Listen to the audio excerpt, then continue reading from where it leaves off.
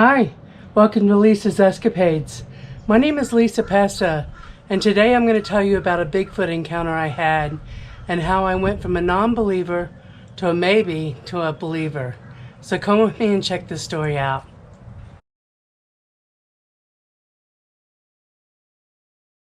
Hey y'all, so this is me, and this is the age I probably was the first time I ever heard of a Bigfoot.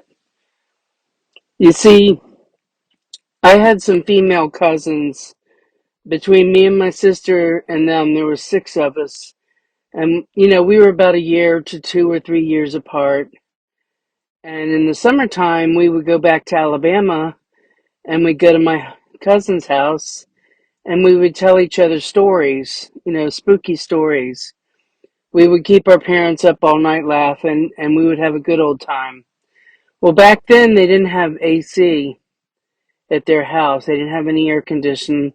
And we used this big, huge box fan that had metal blades that was really loud. But the window, it backed up to the woods in my cousin's bedroom. And we would sit there and tell stories, spooky stories. And one of the stories that always came up was Bigfoot. Well, I didn't really believe that there was a Bigfoot at that age, and I didn't think a whole lot of it. I just figured it was just a legend or a story or whatever.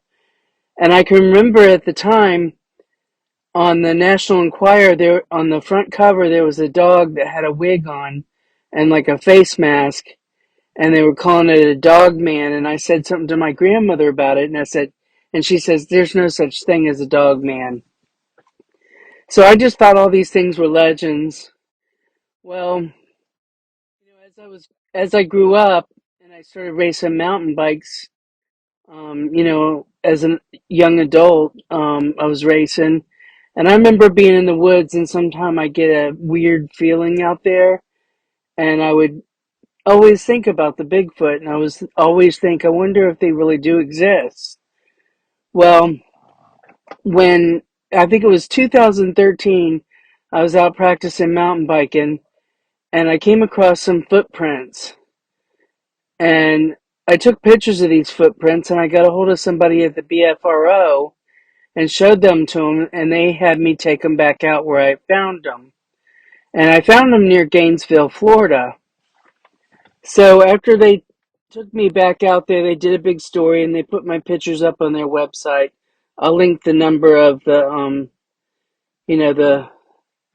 that's on their site so you can find it. But after I took the pictures of those footprint, I showed them to my dad, and he kind of wondered about it as well. And at that point in time, I still didn't believe. I just thought maybe. I went from not believing to having an open mind and thinking maybe. Well, then in 2016, I drove my car from Florida to Washington State and back. And on the way back, I was back in Florida, and near Brooksville, Florida. I was coming down this one-lane road, and it was around 6:30 in the evening, and the sun hadn't set yet. And I looked in my rearview mirror to see what cars were behind me, and there was none. And then I seen this thing stand straight up that was like 7 foot tall with reddish brown hair, and I watched it walk across the road. And I thought to myself, there's no way I'm seeing what I think I'm seeing. I've heard the stories my entire life. Oh my gosh, they really do exist. Well, I looked, ahead, and there was cars cresting a hill, and I thought they've got to see this thing in the road. And I looked in my rearview mirror, and the thing booked it into the woods. Well, at that point in time, I was definitely a believer, and it freaked me out for about 3 months. I couldn't sleep. I had all kind of anxiety thinking about it. I was just freaked right out. Well, after that, I became interested in it. I wanted to know more. I wanted to see it again. So then I started going out into the woods and looking around. And finally, I got really serious about it and I started going out more and more.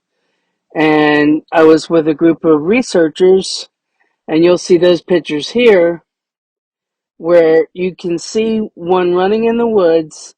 It trips over a palm tree and then it stands up and runs off.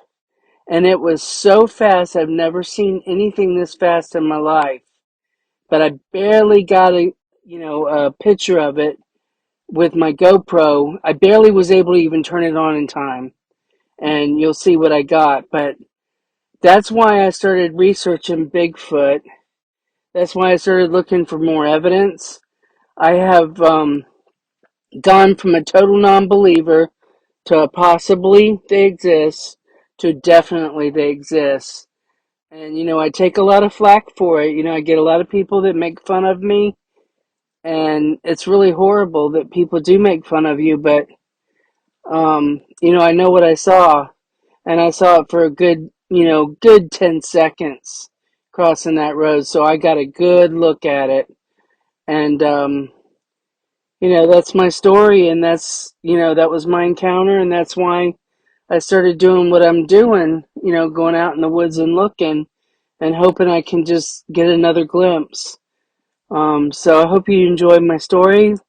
Um, I hope you like my videos. I hope you subscribe and follow along. I don't do everything just Bigfoot, but, I am interested in this subject because I know they exist and I want to see it again. Um, so, all I ask is try to have an open mind about it. You may not believe, but just keep your mind open because there's something out there. We're all seeing it. We're finding footprints, and they're casting footprints that are big. So there's something going on. So I appreciate you watching, and until next time, I'll see you then.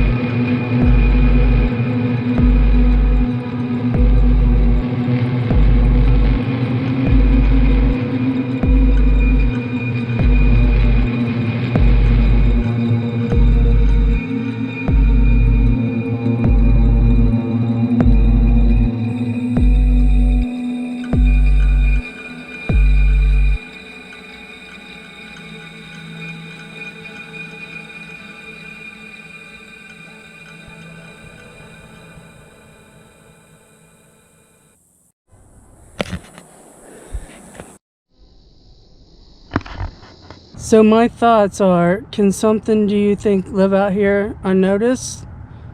Absolutely. There's rivers, there's food, there's nuts on the ground, there's fish. Absolutely, something could live out here and thrive.